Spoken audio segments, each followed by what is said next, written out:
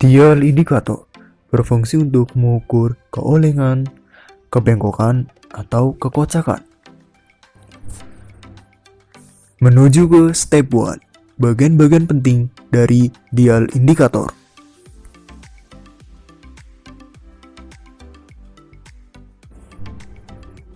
Yang pertama, spindle, di mana ini sebagai input atau masukan ke skala indikator dan berfungsi sebagai penunjuk di mana keolengannya.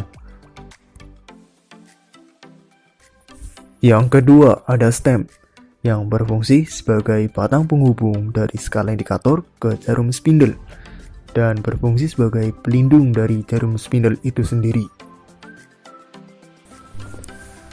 Yang ketiga, ada skala. Skala merupakan bagian penting dari sebuah dial indikator karena berfungsi sebagai penunjuk di mana keolengan, kebengkokan akan terbaca.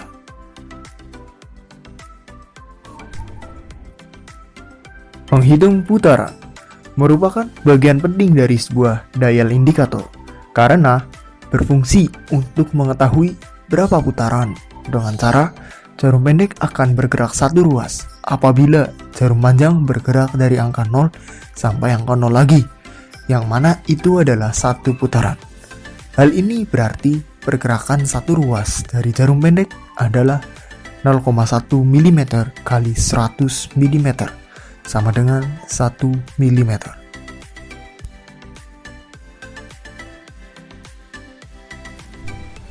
Tuas penyetel merupakan bagian dari dial indikator yang berfungsi untuk mengaktifkan medan dasar magnet dengan cara diputar ke kanan untuk mengaktifkan dan putar ke kiri untuk menonaktifkan. Medan magnet yang terdapat di dasar dial indikator yang berfungsi untuk merekatkan atau sebagai magnet dial indikator dengan benda kerja supaya mempermudah pada saat pengukuran.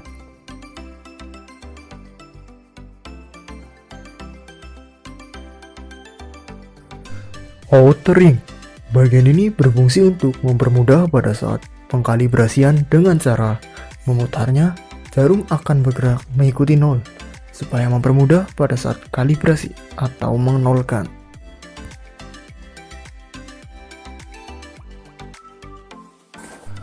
Gauge beam log scale merupakan bagian dari dial indikator yang berfungsi untuk mengunci kepala scale atau main scale agar tidak jatuh pada saat pengukuran berlangsung.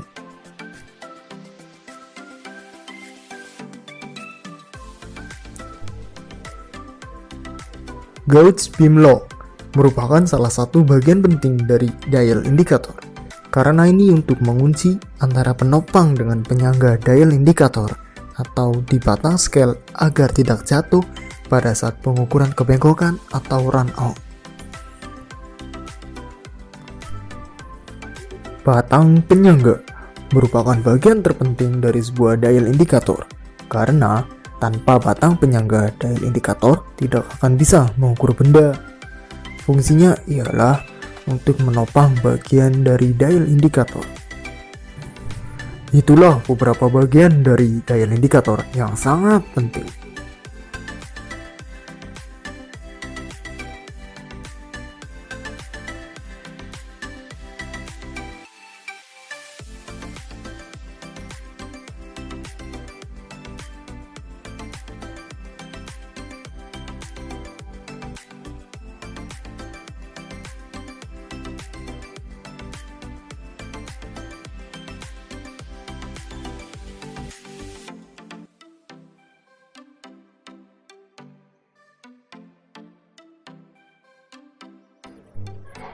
Dalam penggunaannya, dial indikator tidak dapat berdiri sendiri sehingga membutuhkan batang penyangga dan medan magnet. Apabila tuas penyetel di-on-kan, maka dasar magnet akan menempel dengan komponen yang terbuat dari besi. Tetapi apabila di-off-kan, kemagnetannya menjadi hilang.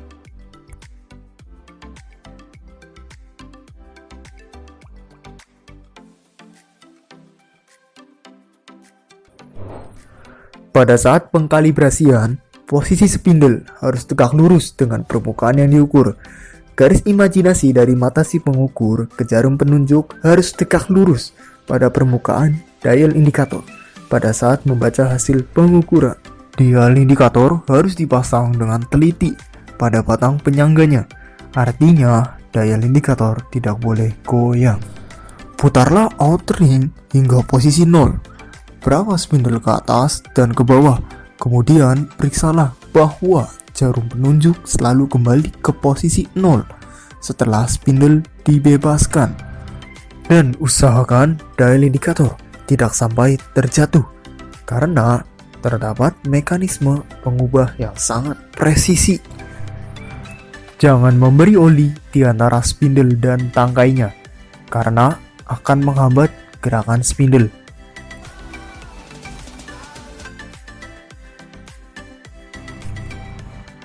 Pada saat pengerjaannya di dalam bidang otomotif, tentu saja kita tahu bahwa dial indikator berfungsi untuk mengecek kebengkokan atau run out. Nah, sekarang kita akan mengaplikasikannya di cakram. Nah, pengukuran run out pada roda.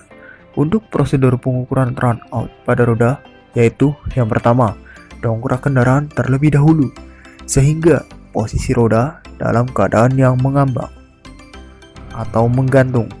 Dan jangan lupa lepaskan roda. Lalu, tempatkan ujung spindle pada dial indikator ke piringan roda, sehingga permukaan spindle saling bersentuhan, dan berilah tanda atau titik agar pada saat pengukuran kembali dapat terlihat titik awal putaran. Di dalam dial indikator terdapat mekanisme yang dapat memperbesar gerakan yang kecil pada saat spindle bergerak sepanjang permukaan yang diukur. Gerakan tersebut diperbesar oleh mekanisme membesar dan selanjutnya ditunjukkan oleh jarum penunjuk.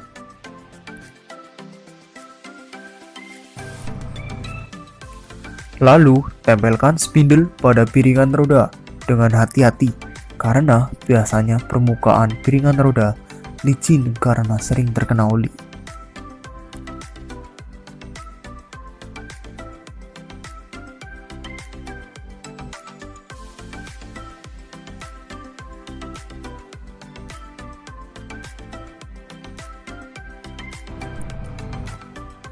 Dan jangan lupa untuk sekali-kali mengecek dan menghitung putaran apakah sudah sesuai dengan standarnya, yaitu 3-5 putaran. Selanjutnya, kita beri titik karena agar saat penghitungan dan diketahui arah putarannya atau arah dari awal lagi.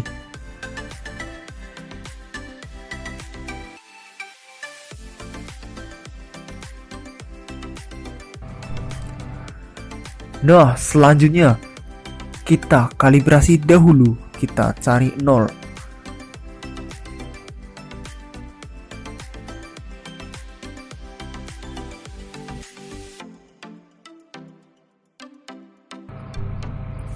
Jika sudah, kita akan memutar piringan roda secara perlahan sebanyak 1 putaran sambil melihat perubahan jarum penunjuk.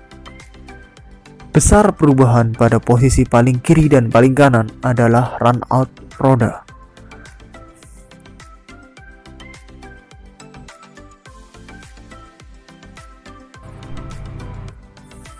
Catatlah keolengan yang terbesar dan yang terkecil agar dapat diketahui keolengan roda.